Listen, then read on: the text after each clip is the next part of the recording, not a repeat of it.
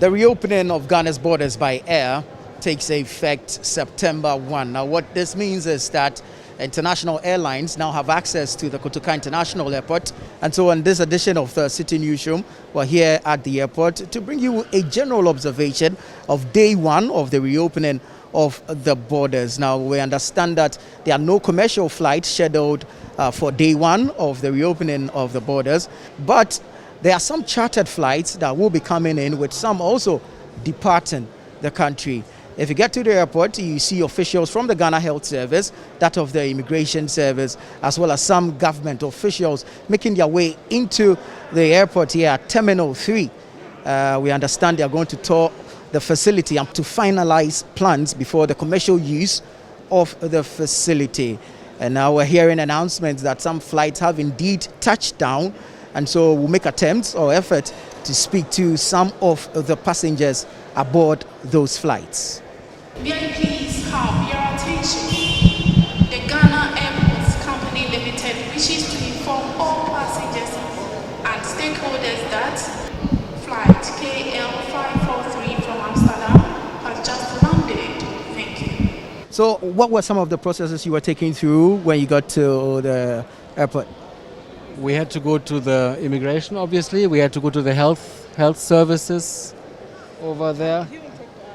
And then at the end, I mean, we are all coming back to Ghana. We are residents in Ghana. And now we stayed a long time in overseas. And now we can come back, and that's a great thing. I just want to find out if you were tested on arrival. We had a test before. We brought a test. And they told us, because our specific flight was supposed to come yesterday, so we might still have to go in quarantine. That is fine with us. We did not expect anything else.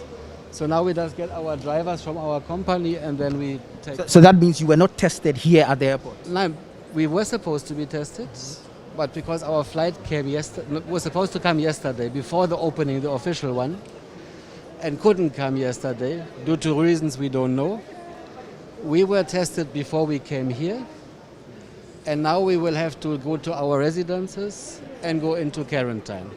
And that's fine. I mean, that's okay for 2 weeks, and then if we don't develop anything, we are good. Right. So you showed documentation here to prove that you had been tested? Definitely. Everything at this health booth. When you come inside, the first stop are these health booth before you go to immigration. Oops, sorry. Did you come on a commercial flight or the chartered flight? I came on a KLM flight, just arrived. Okay, was it commercial or chartered? Well, it is. I think it's still a chartered flight, but it was very well. So what's your experience with the reopening of the airport? Everything was very well functioning, very good. What requirements did you have to meet? I had to show my papers, and I had already shown my COVID passport. So everything is good. Right. So you showed documentation to prove that you were COVID-free? Yes, I did that on the way in. So can you run us through the process? Yes, when you landed, what happened? It was quite easy, quite fast. Things are running smoothly, and you are tested by a thermic camera. You must provide people and of the health service of Ghana with all the documents requested, and the immigration as usual.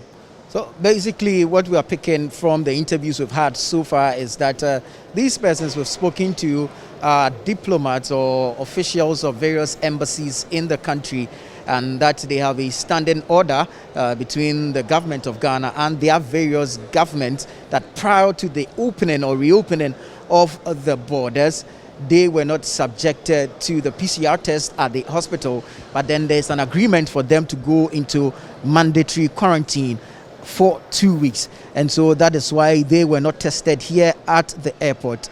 Now, a second group we are seeing those who have been escorted to board the Ayalolo bus. Now, we understand that these persons were aboard a KLM flight from Amsterdam that was scheduled to have arrived in Ghana on the 31st of August before the 1st of September, where the new protocols announced by the president take effect. And that is the reason or the explanation why these persons are being escorted to undergo their mandatory quarantine from where they will be tested.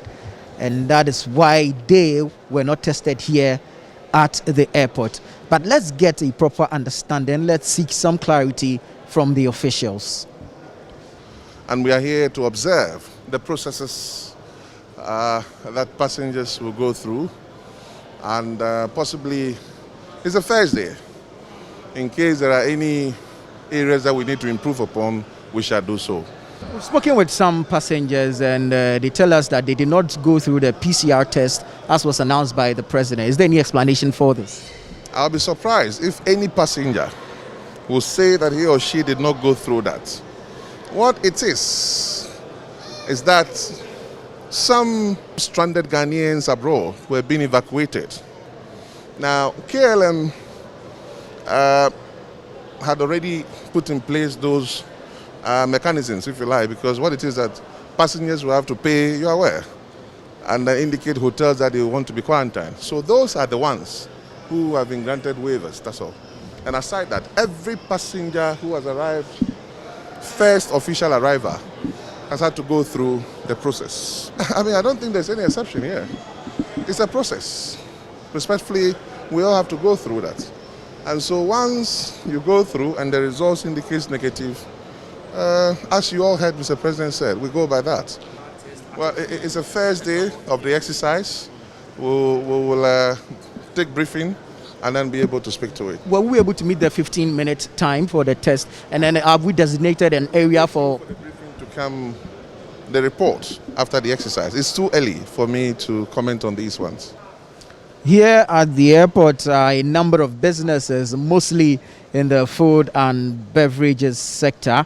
And so let's talk to them, find out how they were impacted by the closure of the airport, and of course their expectations from reopening of same. So let's go in and then let's speak to the attendant here. Let's find out what her expectations are. So how was business during the lockdown when the airports were closed? How hard did this hit you? It actually affect my business.